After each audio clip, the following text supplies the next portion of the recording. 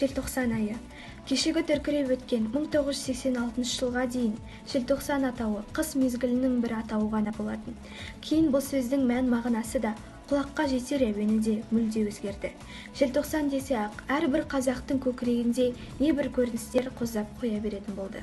Үрейлі үкімет үйі, оны қоршай толқыған ызалы қыз-жігіттердің жігерлі бейнесі, оларға қадалған суық көздер мен мейірімсіз пішіндер, темір киім киіп, қолдарына кезек ұстағандар мен жалаңаш қол жастардың сарт-сұрт айқасы, адам жегіш иттердің арсылы, шашынан сүйрелген қазақ аруы, басынан қан шапшып ыңырси құлаған қазақ бозбаласы. Мұндай көпке әйгілі болған қасіретті де қасиетті суреттер жалғаса берсе аяғы бітпес. Өйткені желтоқсан турасында әр қазақтың өз естелігі бар. Сол жөнінен бір үзік сыр шерсек деп едік. Желтоқсан майдан жанжалы деме көшенің, желтоқсан зары боздаған көмген шешенің, сызылған қанмен желтоқсан ұлы шекара, бүгіні мен кешеңің. Жауыздықты жасқағанда желтоқсан, жаңа ғұмыр бастағанда желтоқсан. Жазықсыздың көз жасына жуынып, абақтыға тастағанда желтоқсан. Намысымның шырағы да желтоқсан, сұрқай өмір сынады да желтоқсан.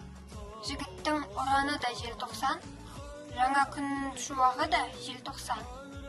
Қақап күннің ызғары сүйектен өтіп кеткен күн, қарагөз қазақ қыздарын амондар бастан тепкен күн, қариялар итке таланып, ер басын күрек шапқан күн, аппақ қар қанға боялып, қып-қызыл мұз болып жатқан күн.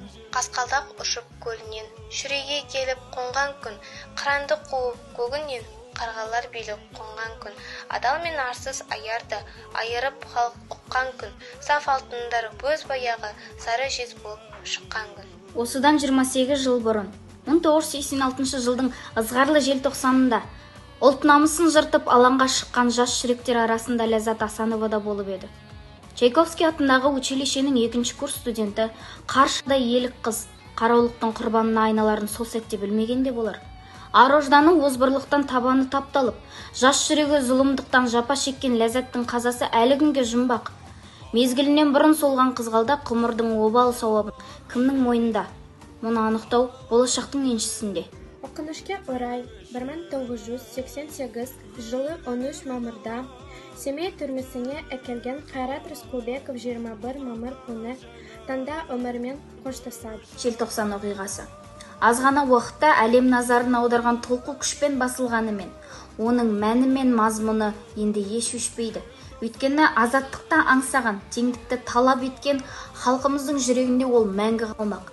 Желтоқсан қозғалысының ақ қарасына жеткен жазушыларымыздың бірі Мұхтар Шаханов еді. Халықтың арқасында желтоқсан құрбандарына арнап ескерткіштер ашылып, көшелерге аттарын беріп құрмет көрсетіліп жатыр.